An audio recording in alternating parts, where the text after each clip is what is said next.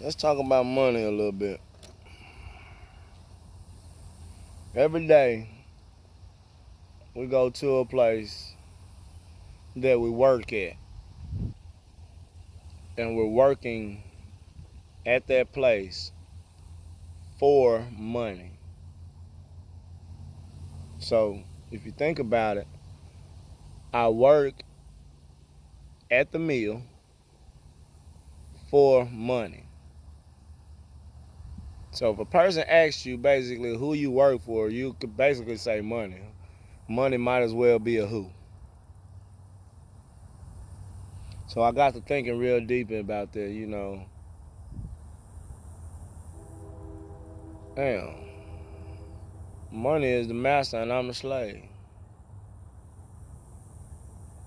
Because money controls it. Money runs it. Money says, hey, come to work for me. Whether you're sick, tired, you got to be at work. You don't get money if you don't give your services. And you're only as valuable as the money you earn to that company. The company is not paying you for your time. They're paying you for your value.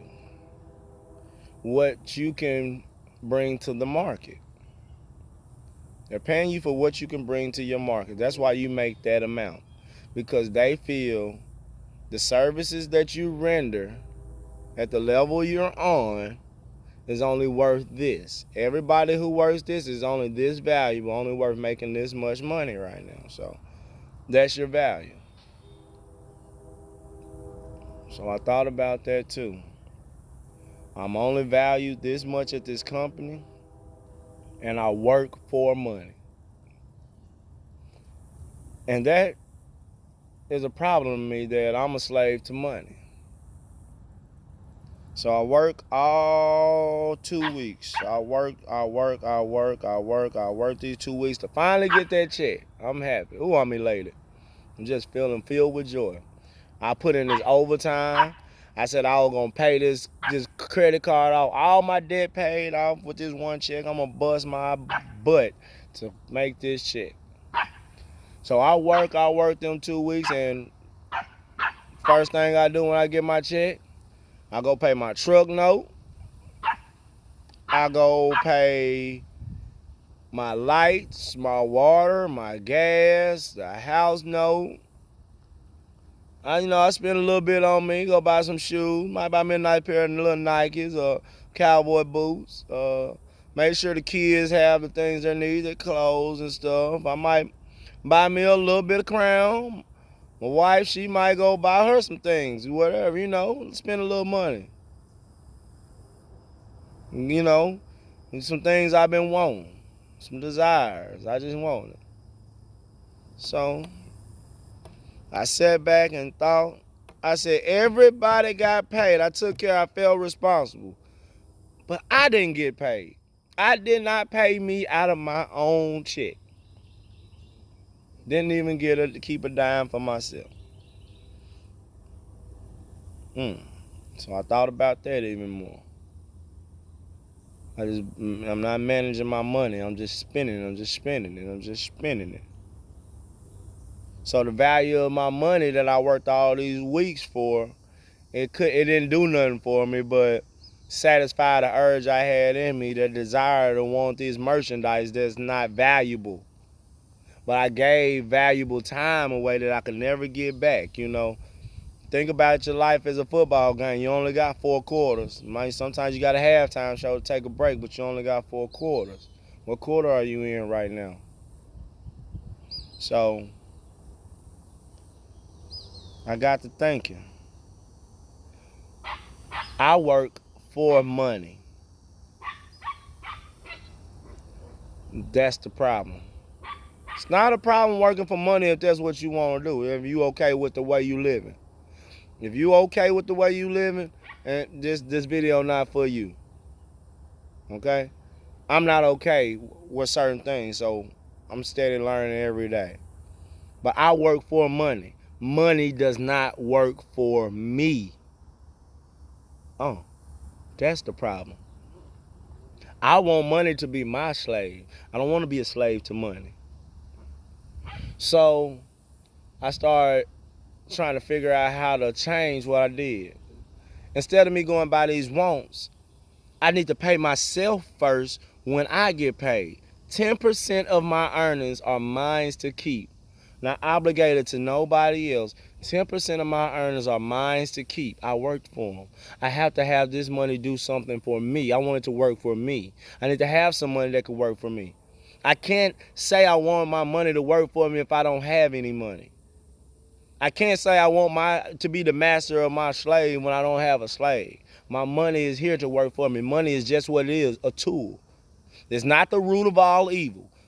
For the love of money is the root of all evil. Money is just as good as the clothes on my back, the lights I pay for, the gas, the truck I'm paying every month, everything that I need, the shoes on my feet, the everything. Because money takes care of all those things. So money is good. But how you manage it and how you think about it and how you value it is what you really need to think about it right now. Are we satisfying desires that we want?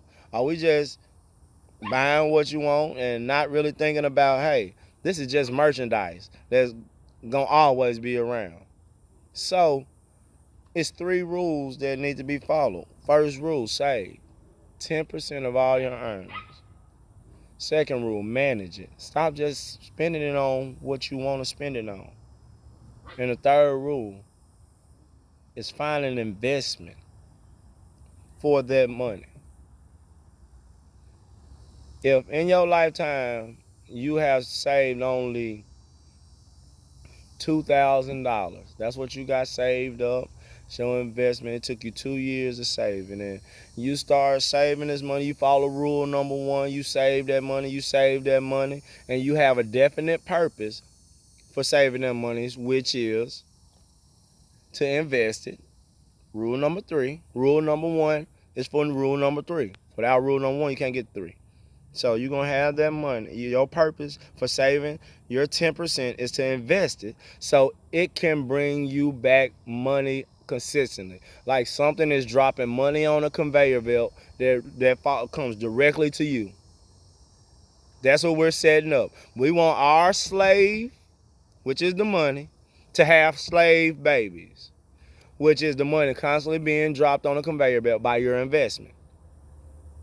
Now, when you invest, this is very important. When you invest, everybody's going to have an idea. Everybody's going to have a pitch. Everybody's going to have the answer. Everybody's going to have a good idea to bring your money that you save diligently.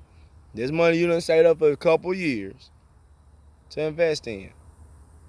But yet to find that they have very little knowledge on the investment that they're trying to get you to invest in. So make sure whatever investments you invest in, it's very important. You have a knowledge of it, and whomever you're investing with has a knowledge of it. I'm not going to go to someone who fixes boats and ask them about buying diamonds.